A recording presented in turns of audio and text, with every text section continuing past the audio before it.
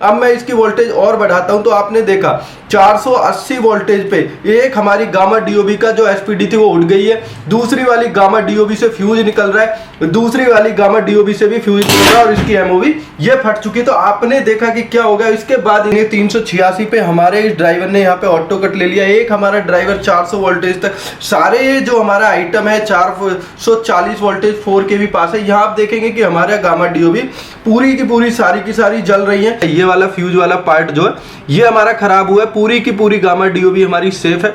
सिर्फ हमारा ये फ्यूज खराब हुआ और 40 से 50 पैसे का फ्यूज और एमओबी लगने के बाद ये 1 से 1.5 रुपए के खर्चे में फिर से हमारा बल्ब जो है हमारी gamma DOB restart. Hello guys, कैसे हैं आप सभी लोग। मैं आशा करता हूं आप सभी लोग काफी अच्छे होंगे। तो एक बार फिर से आप सभी लोगों का हमारे यूट्यूब चैनल हमारी कंपनी में आप सभी लोगों का स्वागत है। तो आज मैं जो वीडियो लेकर आया हूं उन भाइयों के लिए वीडियो लेकर आया हूं जो अपने घर बैठे नया स्टार्टअप करना चाहते हैं, नया बिजनेस करना चाहते हैं। तो एलईडी बल्ब का ये पहले से भी बिजनेस कर रहे हैं तो उनके लिए एक बड़ी चुनौती होती है कि आज की डेट में बाजार में जो चल रही है हमारी गामा डीओबी होती है कुछ इस तरीके की जो गामा डीओबी हो जाती है।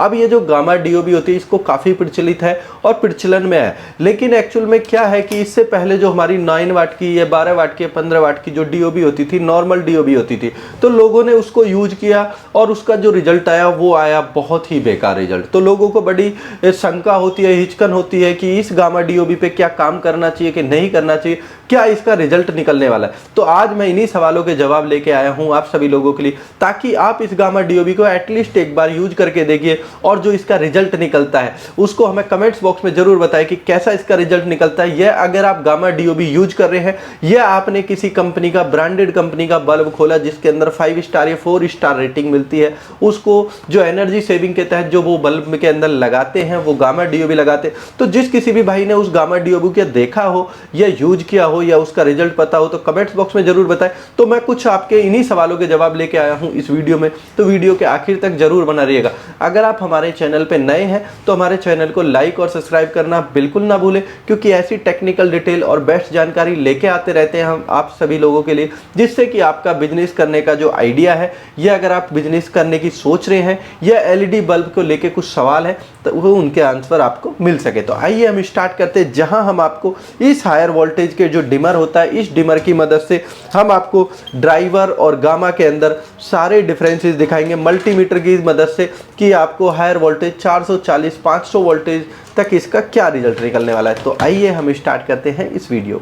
तो गाइज यहाँ पे आप देख पा रहे होंगे कि जो हमने अपने डिमर से यहाँ पे कनेक्ट किया है, जो यहाँ पे ये वाली है, ये है और ये है और ये सारी गामा डीओबी है। इसके बाद अगर हम बात करते हैं तो ये दोनों हमारे ड्राइवर हो जाते हैं। अब इनके अगर हम ब्राइटनेस की बात करते हैं और हायर वोल्टेज तक टेस्ट करने की बात करते हैं तो अभी जो हमने इसको सेट किया हुआ है यहाँ पे आप देख पाएंगे कि 160 हमने वोल्टेज पे इसको सेट किया हुआ है। यहाँ पे आप देख पाएंगे अगर गौर से तो 160 पे हमने इसको सेट किया हुआ और 160 डिग्री पे अगर आप देखने की कोशिश करेंगे तो जो हमारी गामा डीओबी है, गामा डीओबी इसमें हमारी जो है 11-12 एलईडी ग्लो कर रही है। यहाँ पे भी आप देखेंगे हमारी 10-11 एलईडी ग्लो कर रही है, यहाँ पे हमारी 12 एलईडी ग्लो कर रही है और यहाँ पे भी हमारी 12 एलईडी ग्लो कर रही है। तो ये वाला जो ऑप्शन है जब हमारी वोल्टेज 200 वोल्टेज से नीचे है तो ये सारी ब्राइटनेस को लो कर देता है। सेम यही हमारे 9 वाट में कि इन्होंने हमारी जो 9 वाट के बल्ब ने ड्राइवर ने इन्होंने भी ब्राइटनेस को कम कर दिया। अब मैं अगर बात करता हूं कि इन गामा की ये जो हमने 4 पीस यहाँ पे गामा डीओबी के लगे हुए 1 2 3 4 ये हमारे गामा डीओबी के अलग अलग टाइप्स के हैं और ये जो हमारे 2 हैं ये हमारे जो हैं ये ड्राइवर लगे हुए। तो अब मैं इनकी हायर वोल्टेज पे टेस्टिंग करना शुरू करके आपको दिखाता हूँ कितने हायर वोल्टेज तक ये जाने वाले। तो सबसे पहले अगर मैं बात करूंगा तो अभी हम इसको 200 पे करेंगे। तो 200 पे करने के बाद फिर हम देखेंगे कि इनका क्या ग्लो होने वाला है। तो जब हमने इसको 200 पे किया तो आप देखेंगे कि सारी एलईडी ग्लो करना स्टार्ट कर चुकी है और जो ड्राइवर बेस्ड है उसके अंदर रोशनी आ चुकी है। अब मैं इसकी वोल्टेज को अभी हमारी जो वोल्टेज है यहाँ पे आप देखेंगे 200 के अप्रॉक्स वोल्टेज है। मैं एक बार आपको मल्टीमीटर कनेक्ट करके दिखाता हूँ कि मल्टीमीटर कनेक्ट करने के बाद इस पे क्या फर्क आएगा।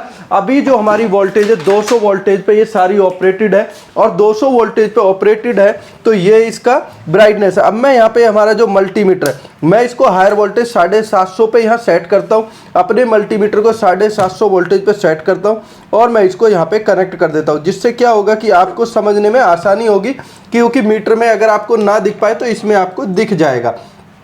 तो अभी जो अब हम बात कर रहे हैं यहाँ पे आप देखेंगे 203 वोल्टेज पे अभी हमारा ऑपरेटेड है। अब मैं फिर से इसकी वोल्टेज को जैसे ही कम करता हूँ तो आप देखेंगे 160 के आसपास जो हमारी है इस वाली गामा डीओबी को आप देखेंगे आधी एलईडी ग्लो कर रही है, इसमें भी आधी एलईडी कर रही है, इसमें भी सेम वही, इसमें भी आधी एलईडी और इनमें ब्राइटनेस कम हो चुकी है ड्राइवर बेड। अब मैं इसकी वोल्टेज को जब लेके जाता हूँ 240 के आसपास, 250 240 के आसपास, तो आप देखेंगे पूरी एलईडी हमारी, चाहे वो गामा डीओबी हो चाहे हमारा ड्राइवर बेस्ड हो, काफ़ी अच्छे ल्यूमन पे ये ब्राइटिंग करे, क्योंकि अब ये इनका मैक्सिमम ब्राइटनेस पॉइंट पे है जो इनका ल्यूमन होता है। अब मैं बात करता हूँ कि आगे की, तो यहाँ पे आप देखेंगे जब हमारी ये वोल्टेज 378-90 है तो उसके बाद यहाँ पे आप देखेंगे 386 पे हमारे इस ड्राइवर ने यहाँ पे ऑटो कट ले लिया। एक हमारा ड्राइवर 400 वोल्टेज तक, सारे ये जो हमारा आइटम है 440 वोल्टेज 4 के भी पास है। यहाँ आप देखेंगे कि हमारा गामा डीओबी पूरी की पूरी सारी की सारी जल रही है काफ़ी अच्छी ब्राइटनेस के साथ। अब मैं इसकी वोल्टेज को और ऊपर लेके जाता हूँ तो आपने देखा कि हमारे दूसरे ड्राइवर ने भी ऑटो कट ले लिया। अब इसके बाद ये गामा डीओबी की बात करेंगे तो सारी की सारी यहाँ पे आप ग्लो कर रही है। आप देखेंगे कि जबकि हमारी वोल्टेज है 412 410 वोल्टेज। अब मैं इसकी वोल्टेज को और ऊपर लेके जाता हूं तो आपने देखा 450 वोल्टेज पे, 452 वोल्टेज पे हमारी गामा डीओबी की जो ब्राइटनेस है वो कम हो चुकी है। हमारे जो ड्राइवर से जो ऑटो कट वाले थे उन्होंने ऑटो कट ले लिया। अगर कोई भाई ऑटो कट ड्राइवर ना लेके नॉर्मल भी 4 kV 440 तक लेना चाहता है जो ब्राइटनेस दे तो वो भी ड्राइवर अवेलेबल। तो ये आप देख रहे हैं 450 वोल्टेज में पूरी ग्लो के साथ ग्लो कर रहा है। अब मैं इसकी वोल्टेज और बढ़ाता हूं तो आपने देखा 480 वोल्टेज पे एक हमारी गामा डीओबी का जो एसपीडी थी वो उठ गई है, दूसरी वाली गामा डीओबी से फ्यूज निकल रहा है, दूसरी वाली गामा डीओबी से भी फ्यूज निकल रहा है और इसकी एमओवी ये फट चुकी है। तो आपने देखा कि क्या हो गया। इसके बाद इधर वाली आप गामा डीओबी आप देखेंगे दो हमारी गामा डीओबी पूरी तरीके से अभी भी ग्लो कर रही है। तो ये आपने देखा कि कैसे 440 से ऊपर जाने पे ये हमारी 480 पे ये दो गामा डीओबी हमारी फूकी है और ये हमारा ड्राइवर वाला चालू। अब मैं इसकी वोल्टेज जब कम करता हूं तो आप देखेंगे हमारे ऑटो का ड्राइवर रिस्टार्ट हो गया, हमारी दो गामा डीओबी फूक चुकी है और ये वाली हमारी जो दो डीओबी है ये अभी भी प्रॉपर ग्लो कर रही है। तो आपने देखा कि 440 वोल्टेज तक भी क्या रिएक्शन होने वाला है और क्या मटेरियल होने वाला है। तो आपकी समझ आ गया होगा कि गामा डीओबी और ड्राइवर में क्या डिफरेंस है। फिर भी मैं एक बारी मोटा माटी आपको बताने की कोशिश करूंगा। हमारा जो ड्राइवर है ये 380 वोल्टेज से ऊपर ये जो होते हैं ये ऑटो कट ले लेता है, इसमें नॉन ऑटो कट भी आता है जो ऑटो कट नहीं लेता। वहीं अगर हमारी गामा डीओबी की अब बात करते तो ये आपने देखा। अब इस गामा डीओबी में और इसमें क्या फॉल्ट हुआ मैं ये भी आपको दिखाता हूं एक बारी कि आपकी समझ आ सके कि इनके अंदर हमारा क्या हुआ था। तो ये जो हमारी गामा डीओबी थी इसमें आप देखेंगे ये जो हमारा फ्यूज है, सिर्फ और सिर्फ फ्यूज वाला जो पार्ट है, ये वाला फ्यूज वाला पार्ट जो है ये हमारा खराब हुआ है। पूरी की पूरी गामा डीओबी हमारी सेफ है, सिर्फ हमारा ये फ्यूज खराब हुआ और 40 से 50 पैसे का फ्यूज और एमओवी लगने के बाद ये 1 से 1.5 रुपए के खर्चे में फिर से हमारा बल्ब जो है हमारी गामा डीओबी रिस्टार्ट है। और जो ये वाला है इसमें आप देखेंगे सेम, इसमें भी हमारे जो फ्यूज है वो भी सेम ऐसे ही फूके और ये हमारे दोनों फ्यूज लगने के बाद ये भी हमारी गामा डीओबी रिस्टार्ट है। ये वाली जो थी जिनके अंदर हमने कोई एसपीडी नहीं लगाया हुआ तो आप देखेंगे कि ये अभी भी सेफ थी इतने हायर वोल्टेज पे। लेकिन क्या होता है अगर इस एसपीडी नहीं लगी तो ये गामा डीओबी आपकी पूरी तरीके से खराब होगी। तो ये जो हमारा सर्किट था, इस सर्किट से क्या होता है कि हमारी ये जो पीसीबी है जो गामा डीओबी पूरी तरीके से सेफ रहती है। वहीं अगर हम इसकी बात करें तो इसके अंदर भी कोई फ्यूज नहीं था, एमओवी लगी हुई थी।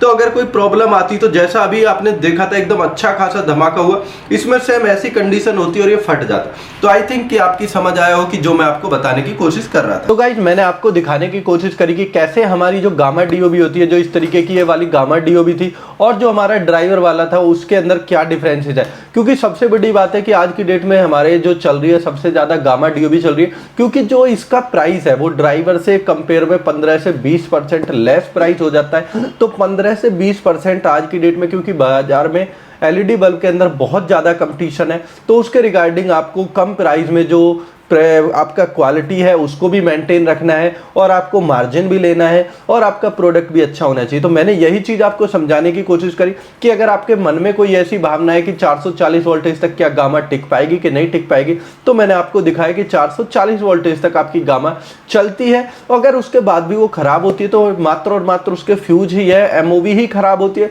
जिसको आप आसानी से रिपेयरेबल कर सकते हैं और उसको रिफर्बिश्ड बल्ब में आप बेच सकते हैं। तो आपका ज़्यादा प्रॉब्लम नहीं आएगी। अगर बात करें हम रिप्लेसमेंट रेशियो की, तो इन कंपेयर टू बल्ब बहुत कम ही से स्लाइटली ही दोनों के अंदर डिफरेंस है, ऐसा नहीं है बहुत ज़्यादा डिफरेंस है। तो जो भी भाई बिजनेस करना चाहता है वो उसके ऊपर डिपेंड करता है कि वो गामा के साथ बिजनेस करना चाहता है या ड्राइवर के साथ। तो आई होप सो कि ये वीडियो आप सभी लोगों को पसंद आई हो। अगर वीडियो पसंद आई हो तो प्लीज़ हमारे चैनल को लाइक और सब्सक्राइब करना बिल्कुल ना भूलें। फिर से मुलाकात होगी एक नई और नेक्स्ट वीडियो के साथ, तब तक के लिए नमस्कार, जय हिंद, जय भारत।